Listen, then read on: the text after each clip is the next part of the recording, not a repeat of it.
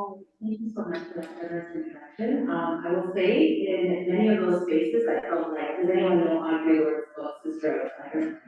That's how I define a lot of my experiences.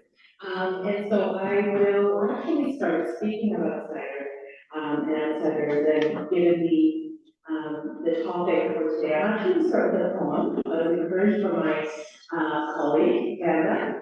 And because the phrase that kept popping up for me this week was eternal return.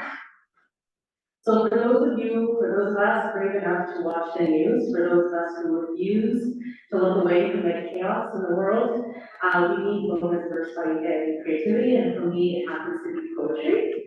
And so I wrote this when I was actually at a conference in Seattle, NASPA. Is anyone else there? No? Again, it's in a beautiful hotel that has luxurious balmy soap. And as I used the soap to hand wash garments, I was transported back to a vivid memory, watching a young relative washing clothes by hand under the sun. As she had been displaced by war, I happen to come from a region where we still don't have the privilege to call ourselves post-conflict in East Africa. It brought me to tears thinking of the soap that I was using, while the one that she used made her hands rubbery and raw. Though we will never know each other's suffering, the entire point of being human is to try. And the entire point of education is to bring some meaning and understanding of our own experiences and to help transform and improve circumstances for future generations. So this piece is called Omo. Omo is a gold detergent blend by Unilever. Has anyone heard of Omo? Yeah. No? Yeah? Okay, it's used a lot. Okay. I remember the half moon on your stainless body, bent over a large stainless steel bowl, your head dropping past your knees, your hands moving vigorously to the sound of rhythmic motion. Bright white cotton swishing in soapy water, swaying from one side to the other in a slippery bowl, flirting with the dry earth below. I remember it clearly in this flashback. I recall the sweat from your forehead dripping under the hot equatorial sun. Little white bubbles from Balmain, that is all it took to remind me of you. Balmain bubbles in a decadent marble sink as I wash garments by hand, like you, but not at all like you. I hear the rhythm again, selfless rinsing and wringing of everybody's clothes left for you to resolve. Sometimes you sang as you cleansed, as you dignified everyone around you. I wonder about your recent migration from one country to the next. Does anyone remember your hands, turning red with raw without complaint? As you walk toward freedom, who is responsible for your survival? I am wondering now if you have any more left to dignify yourself these days. That's the end of it. And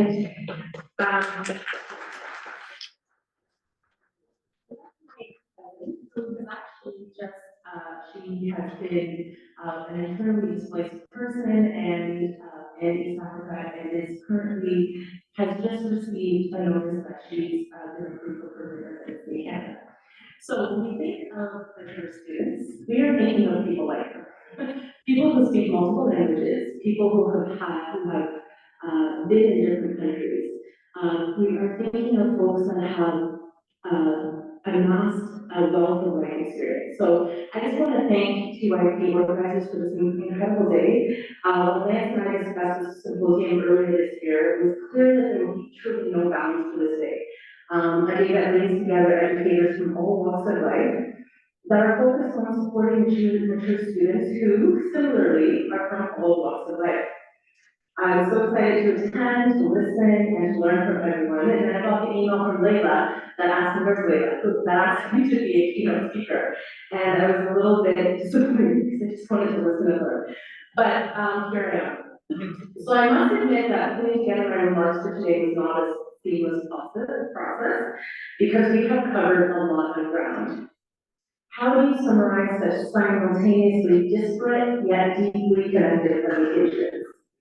We've heard from Dr. Trevor Eugene, whatever, I think he's at the back, who emphasized grounding and a student-centered approach that challenges traditional power dynamics in education and promoting active participation and knowledge from the global south. Dr. Isaac Saney, I don't know what he is at the back there, who, from Dalhousie, who I had a chance to meet 2 years ago in Halifax, and I got to tour the TYP house and learn about his historic role in that program. One of my personal goals in life is to speak without notes, like Dr. Sweeney does, without an or up. Reflected on his journey through academia, addressing systemic racism and the importance of Black scholarship in creating inclusive educational environments. So thank you so much for that. Jill Carter explored how we might curate hopeful futures in educational spaces and how we might position ourselves to empower Indigenous learners and others by fostering deep listening and shared responsibility for truth, reconciliation, well-being, and justice. We also talked about the complex relationship between education and mass incarceration, where I wasn't able to attend this session, unfortunately, really wanted to, but Dr. Maximus Shore and Rachel Klein, I don't know if you're still here, would have highlighted the importance of unique strategies to genuinely empower incarcerated individuals. Dr. Tanya Aberman, there we go, and Dr. Paloma Villegas, I hope I'm saying that correctly, hello, nice to meet you, I'm Dr. Aberman, highlighted the Sanctuary Scholars Program as a counter space for migrant students, such as my cousin who I was talking about earlier, but maybe not because she just received her citizenship, that's a technicality. Illustrating the importance of community support in overcoming barriers to access and education to this extremely marginalized and often forgotten population.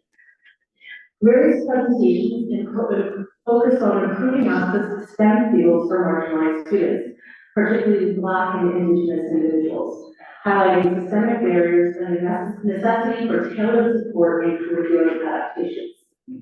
Many presenters will also emphasize the importance of academic support and advising. Marianne Small is still here, my former colleague at Burbank College, who's one of the roundtable presenters, who talked about the need for holistic approaches, looking at the whole person, community engagement, and career support, and the list goes on. So, rather than attempting to summarize, I've opted to do a few different things in this keynote. To start, I'll share some reflections on what it might mean for us to meet this moment that we find ourselves in. Then I'll share some slides to situate myself and my colleagues in the Access Strategy and Partnerships Office. And I'll provide a brief overview of the Access programs we have at U of T. And following that, I know it's Friday afternoon, so we have to go, I won't take it personal, but I will do the full 30 minutes. Following that, I will share some high-level reflections and framework of 3 principles on how we might meet the needs of the different presentations we've heard from today, and how we might meet the unique moment that we're in practical ways to support and sustain educational possibilities for our students. Institutionally, we are in a unique moment where our institutional commitments to truth and reconciliation and anti-Black racism compel us to work intentionally toward closing stubborn gaps in equity and access. As we just commemorated the National Day for Truth and Reconciliation, I did honor the lost children and survivors of residential schools, their families and communities. We must recall that 94 calls to action seek to redress the legacy of residential schools and advance the process of Canadian reconciliation.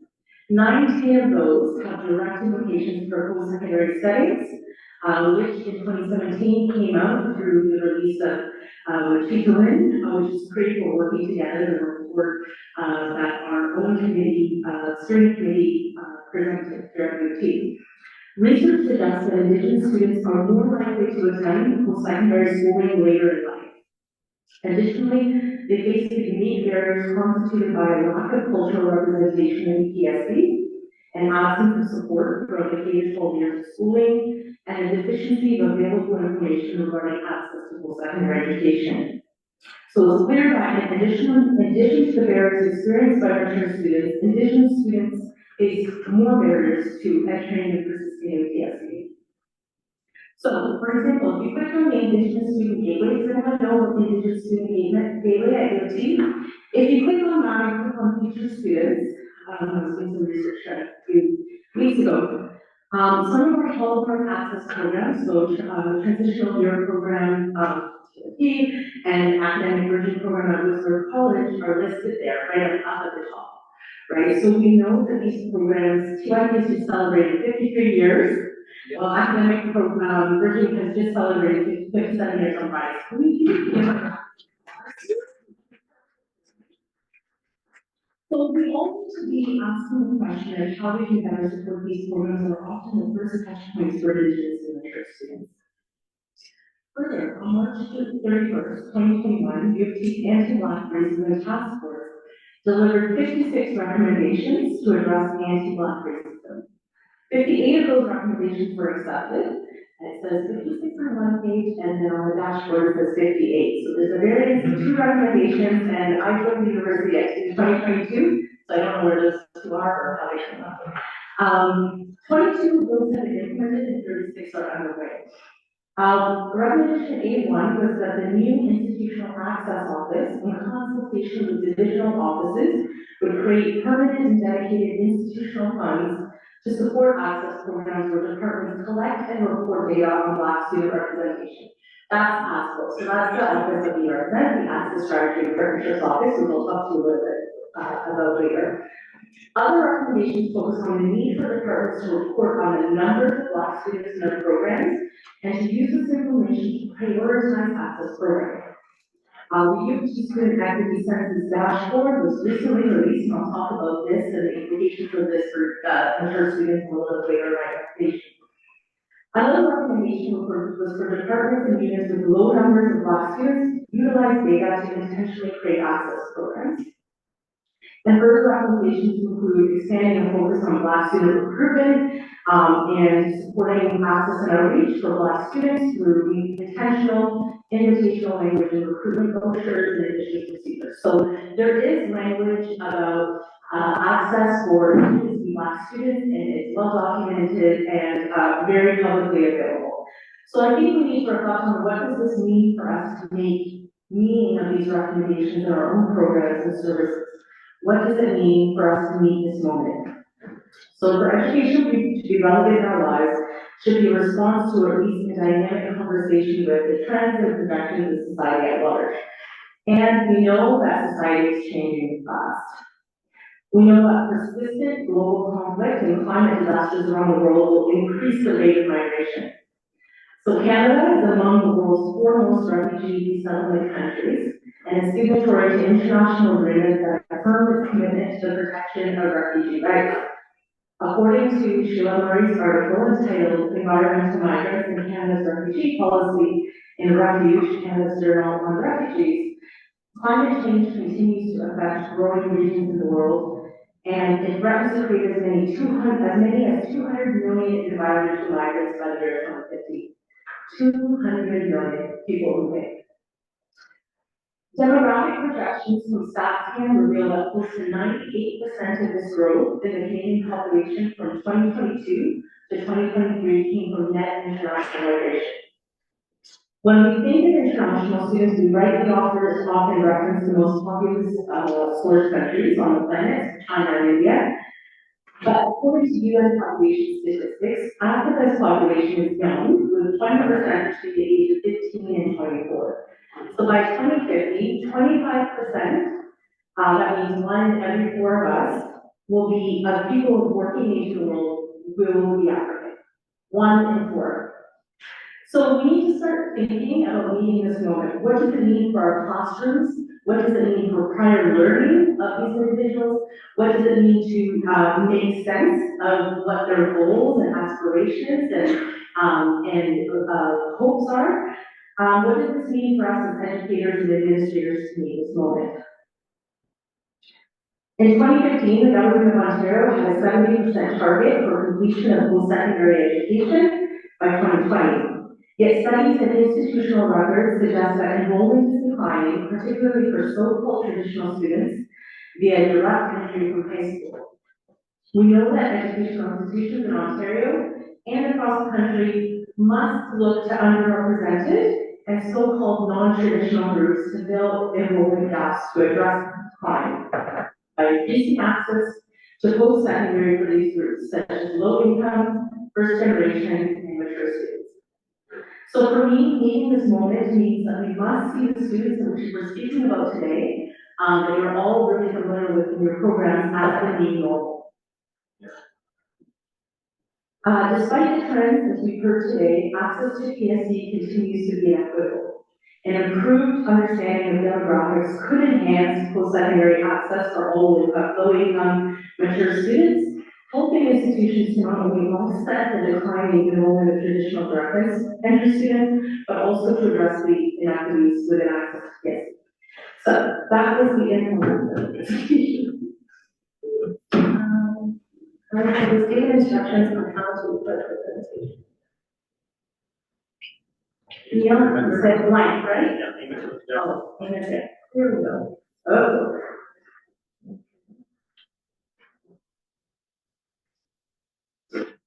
Is that it?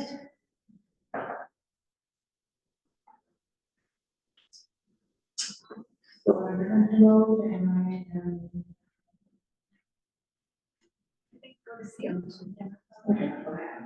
Thank you so much for the software.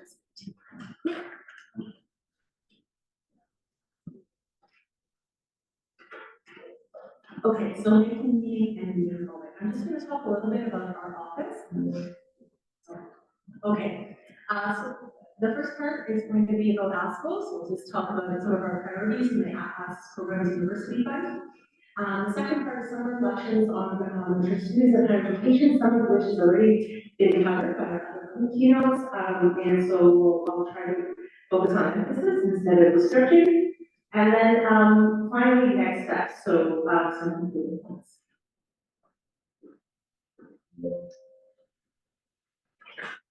All right, so about ASCO, so we're a very small IT team. So I'm just going to ask my colleagues wherever they are, Anna and Chanel, they joined midsummer. And so this is a small team, and we're based within the context of the Vice Provost Students Office. We have a tri-campus mandate that's committed to supporting partners, both internal and external to the university who support existing and prospective students to access and thrive in post-secondary education. So when I first joined, this was a concept, an idea, and as someone who's worked in different places, I thought we need a vision, we need something, we need something to work towards. And so after consultations, I met with about 150 staff across the entire campus, and there were consultation documents from our promotional advisor, Dr. Anne Lopez, who are both here today, and Kimberly Tull. So consolidating all that information, how to develop this strategic vision for the first 3 years of our office, which is available online at asco.utoronto.ca.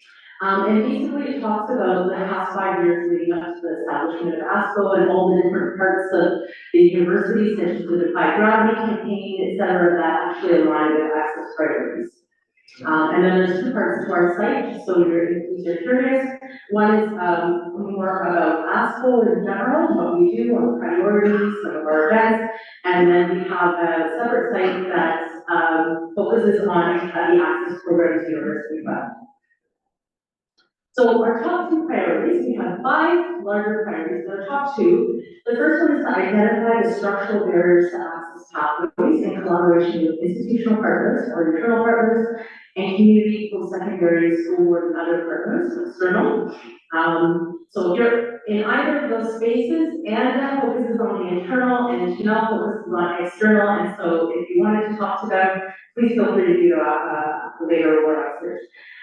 Support, and the second priority is to support and strengthen the capacity of UT's access, engagement, and outreach community to serve students and prospective students. And we use by administering the Access Programs University Fund. There are, just for context, about 135 access and outreach programs at AUT. Close to 40% of those have been supported by AUT funding since 2019. We also convene and facilitate key partnerships. We're only 2 years old, so we've done this only a few times now, but we're really excited. We have a very robust plan to engage our partners moving forward. And we also infuse access principles in existing university policies and programs. So we're sitting on strategic enrollment committees and just really ensuring that some of the learnings from our access programs are actually being funneled up to different spaces. So launched in 2019, APOOP has supported 52 various access initiatives across UT, and we have dispersed almost $5 million across the tri-campus. In terms of mature student focused programs, there are 4 joint college university programs. So these are programs that our partners such as Woodsworth, I see Natasha in the room. They work with Seneca, Humber, and Brown College for programs such as science and humanities. We've got colleagues in UTSC who focus on new media, paramedicine, and journalism, and then arts programs based, which is a partnership between UT and Sheridan. And then we have 9 access programs that explicitly focus on mature students. So they use that in their applications, in their descriptions, in their reporting to us. And so there may be others that just have not identified mature students as clearly, or they work with mature students that didn't realize that that was a category, and so we may be missing some here. But these are the 9 that we know of. 5 of the programs focus on bridging and or transition to post-secondary education. Three programs focus on hands-on training and or career development. And fields of studies are what you would expect, so art, science, physical education, fitness. And the participant age, because we talk about mature students, there was a comment earlier about the age, I think it was a colleague who worked at Humber, was talking about the different age ranges. We do really find that to be true in the programs. Some don't identify age, some are programs that are youth focused, but have a few, have an upper age limit from like 25 to 29, so they kind of support mature students, etc. So we're kind of all over the map of that. In terms of themes, bridging educational gaps is, I think, number 1. So we're focusing on early leavers or those who don't need additional requirements.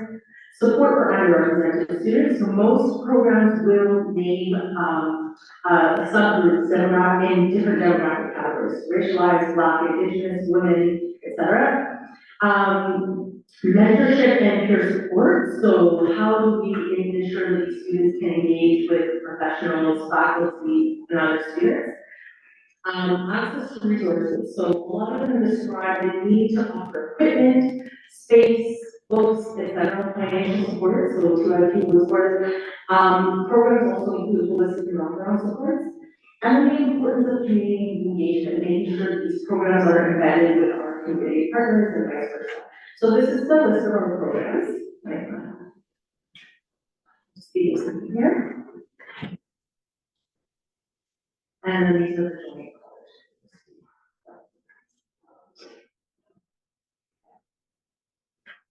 Any questions before we dive into the reflections on the program matrix here or APOOP, some of the technicalities?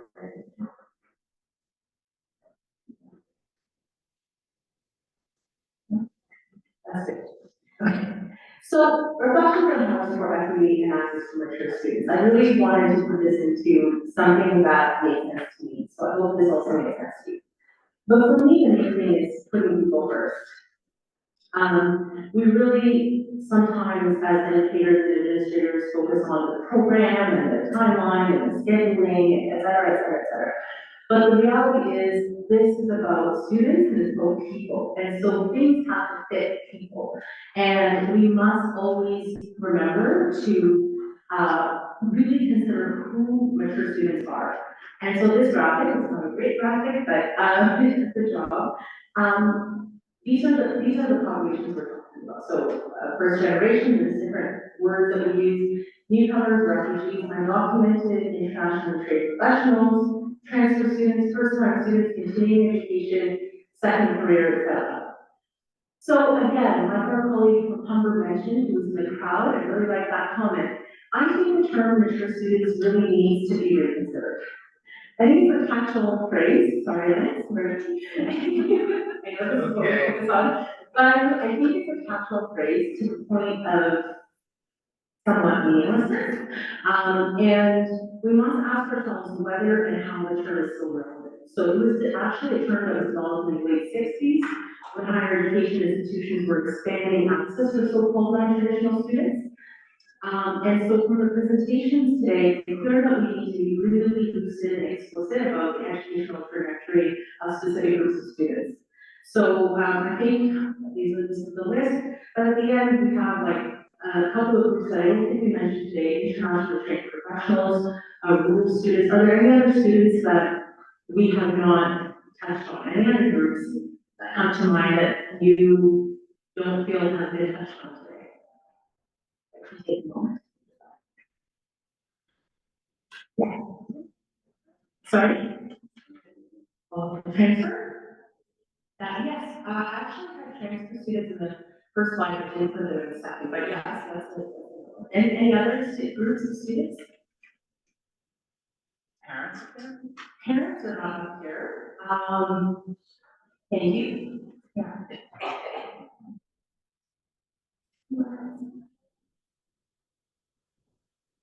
I think, the importance of, UDL has been all the rage for about 10 years. Anyone working in UDL, either some design, learning, et cetera. It's all about designing for the most marginalized, the most, making sure that our programs and services really capture as many people as possible and those furthest away from the program or service. And so, I think as we design and develop, programs and services, we should be thinking about who are we missing constantly. Who is not represented, who may not have, access to actually coming in the door here. And, we really need to be iterative about that. The second principle is, responsible programs and services, and I know I'm teaching, sorry, but. Yeah.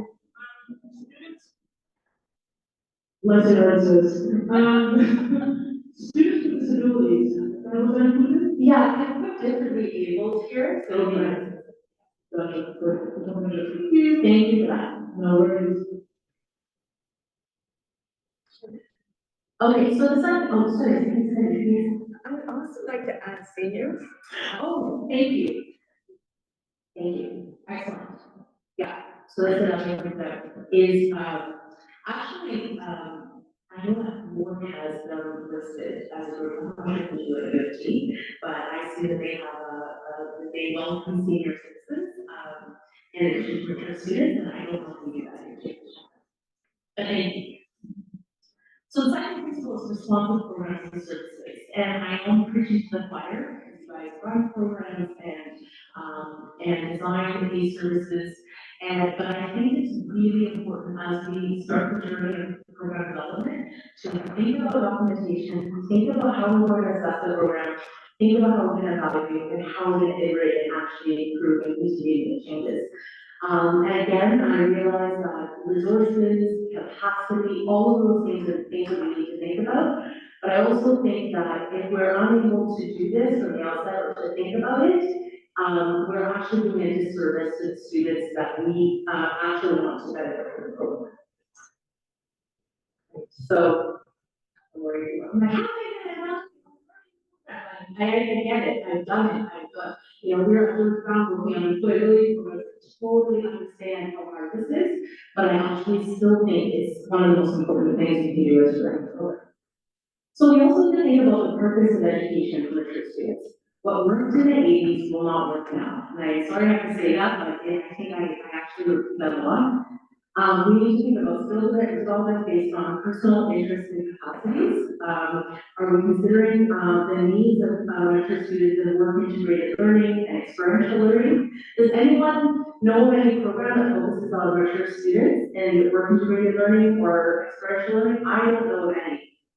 And I think this is a group that actually could really benefit from on-the-job, hands-on work integrated learning. How are we utilizing our prior learning? I haven't checked back on the prior learning assessments. What is the state of that right now? Are we using that as we admit students? I'm not sure. Does anyone know about that right now? But these are questions I have. I do not have the time to have any answers to before this presentation. Online and hybrid learning, AI, digital divide, so technology, usage economy, that kind of thing.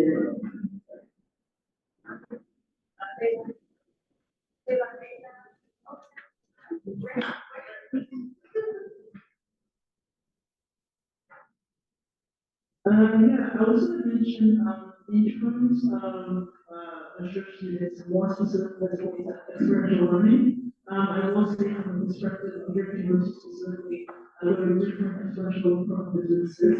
I think they are, just from a personal perspective, but also from a words like you, they're definitely beneficial to our students because of the professional experience they bring to the table.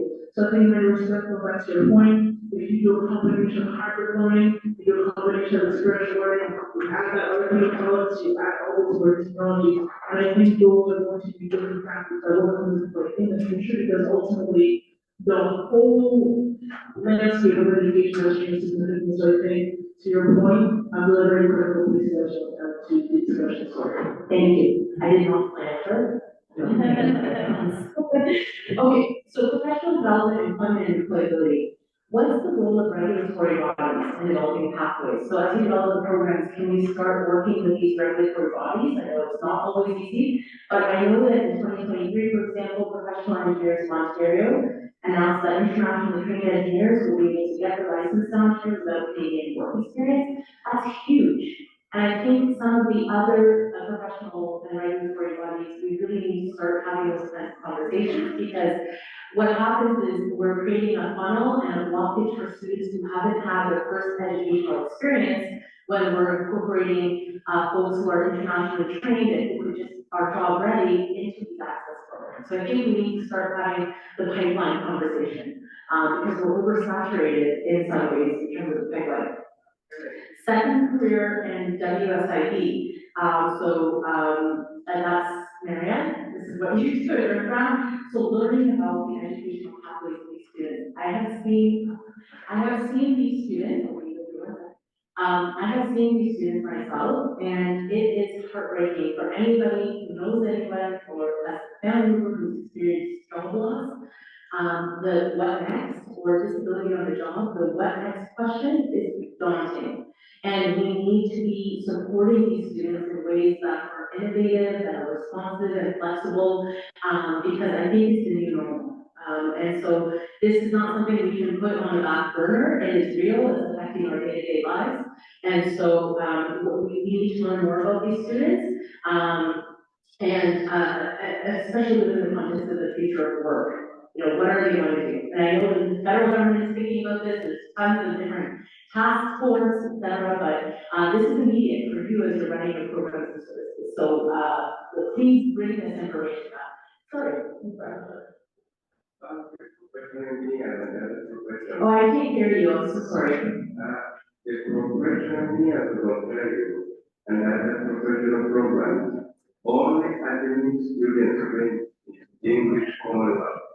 So they cannot make right everywhere and from the region that they read common law, they are in everything. Not everywhere. Yeah, language barrier is the first barrier, actually, and so thank you for that clarification.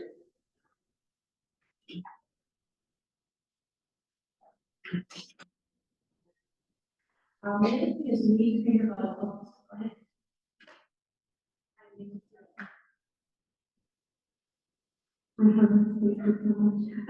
Just a couple of things. I wanted to speak briefly on your first slide, but we currently have a project at the TYP that is based on our learning experience, and your filmmakers here today, Michael and Courtney, are part of that project. And it's experiential based, practical. They're making a documentary film. Amazing. Yeah, I wanted to also just ask a question around that I'm not sure you covered, but in your first point on the A, could you just speak a little bit more on the online hybrid learning piece and the AI digital divide? Could you say something about that? Yeah, I think it's, so my point there is that since the pandemic, we've obviously had to do with a synchronous learning, and in some ways, what I've read through literature is that this actually works better for mature students in terms of flexibility and being able to be in you know, at home taking care of their child, but also in the classroom. But then on the other hand, there is a digital divide, so the access to technology, how do you use the technology? You're talking about low-income mature students. Do you have the technology? Have you downloaded Zoom? Do you know how to do it? These are all pre-educational experiences. So before they even get into the curriculum, these are pieces that need to be considered. And I think I was part of a community project, well, where, back during the pandemic, where, it was about supporting parents and seniors to learn how to use online, online, video conferencing. And it wasn't that they didn't know how to do it, they didn't have laptops. So we have to think about this when we're thinking about supporting our students. So that was my point there. And then, of course, AI in the future of work, I don't know how many of us feel prepared for that. But I would say those that we're supporting that have been out of school, maybe even also at work, would need, extra support and courage and confidence to be able to engage with these technologies. And to do it in ways that don't actually affect their academic integrity. Right, because not knowing how to do it in the classroom, there is a code of conduct about how you can use ChatGPT, Perplexity, et cetera. And not knowing that, never having read the syllabus in detail, for example, could actually pose problems for these students. So there's a lot of practical learning that needs to happen before we actually get to content. So where are these programs that support research students? I have not seen an online full repository, though I will say it was a rather quick search. But I think obviously, higher education institutions, the colleges and universities, there are adult learning networks. I don't know if anyone is part of them. I have never been part of them. But the Canadian Association for Study of Adult Education, and National Adult Education Professional Development Consortium. Research organizations such as PECO have focused, done a few studies, albeit not too many, on mature students. Community organizations that support adult literacy.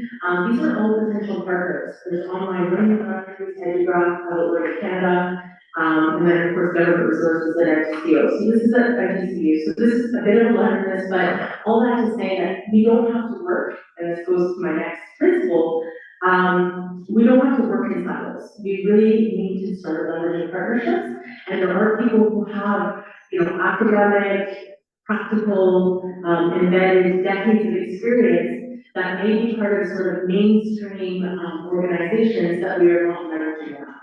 So I would say, let's not be scared to do that. Let's reach out and leverage some really mature and established organizations as we develop our programs and services.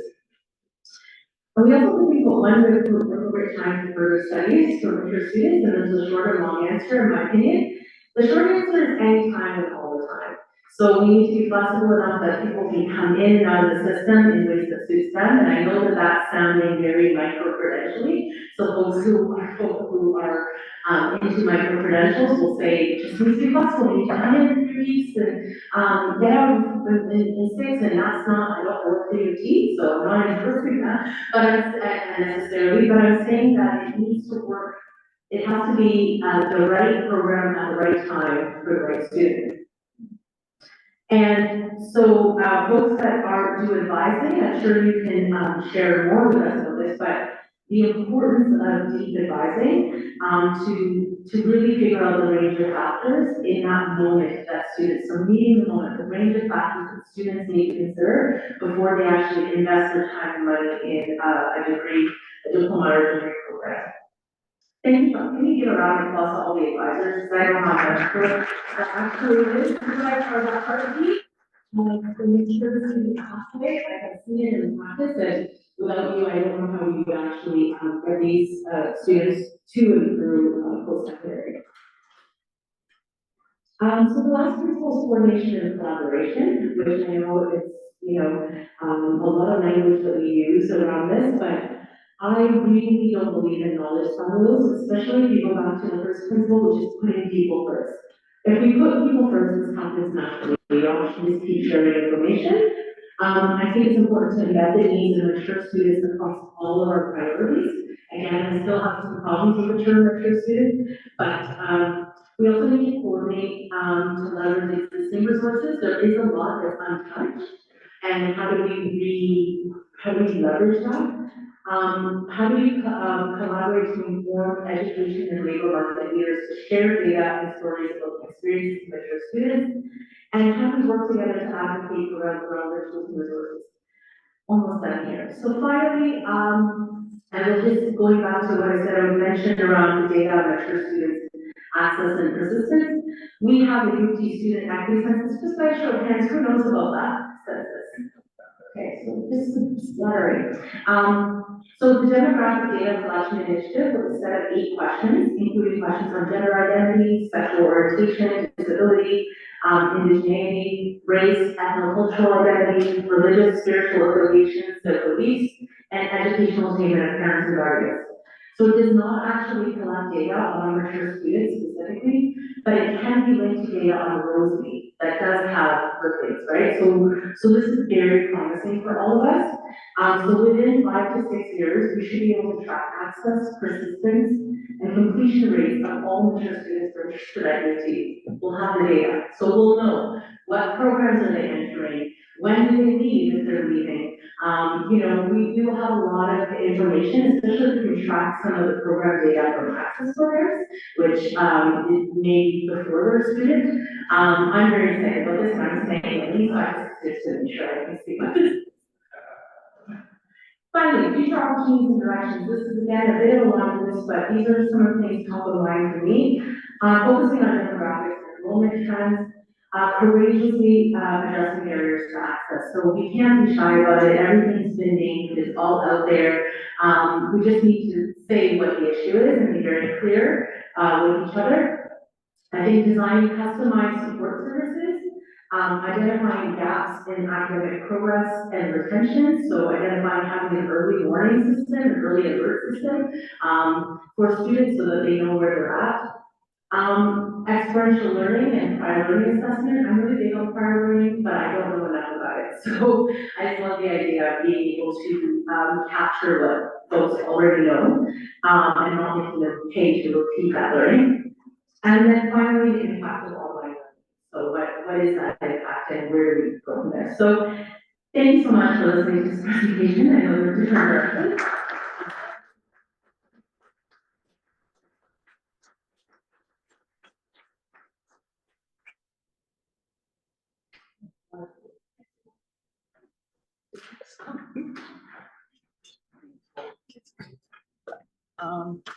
Do we have any other sort of, comments or? Any other comment? Yes, Tom? I noticed in that census, there didn't seem to be any questions about economic status. And I'm wondering whether there shouldn't be some, extension of it to include that, because I think that, I think that it may be an important factor in certainly in people's success rates in university, if they're struggling to keep it and bread on the table, so. For sure. I wonder if that's also something that can be linked to Rosie. I don't have the answer to that. Yeah, it might be. Certainly OSAP data would be linked to Google. participation would be, I think. Yeah.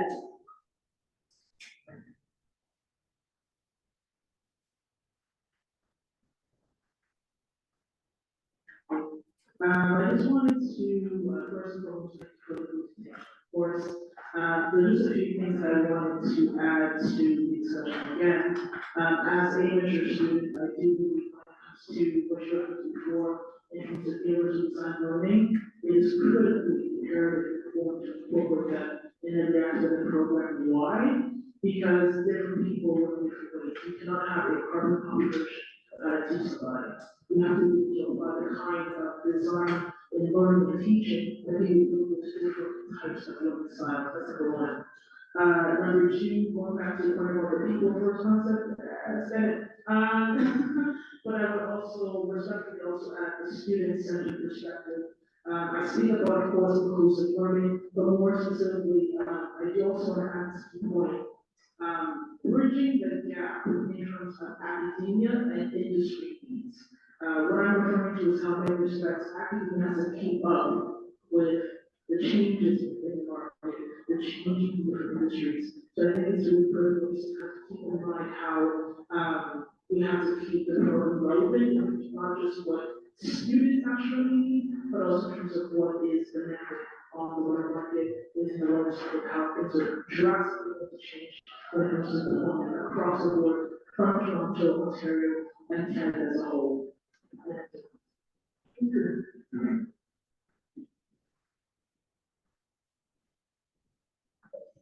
Last question, last two, maybe.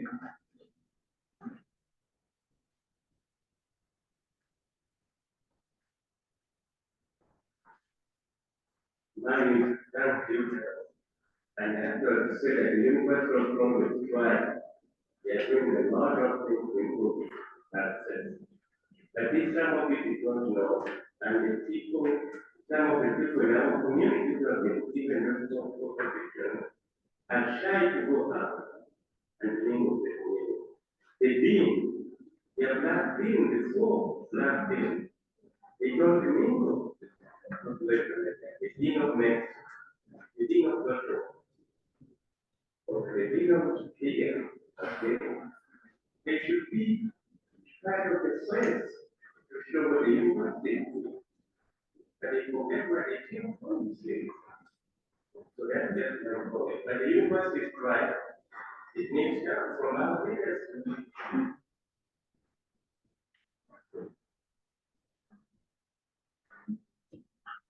Thank you for this. On the topic of people first, how does mature students can benefit people with homelessness? The fact that we are closer to being homeless as to being millionaires, it's a very critical topic that maybe mature students can be a gateway for taking people out of their homelessness. Like how would you? I would say precarity in all senses, you know, and so employment, yeah, for sure. It's a lot. So the last comment.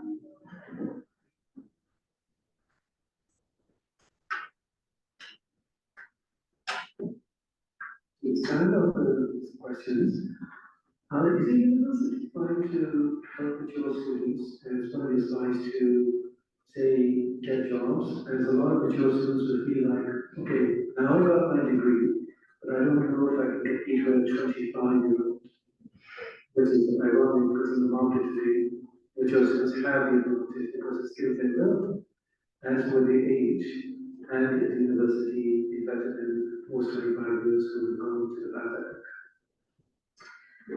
That's an excellent question.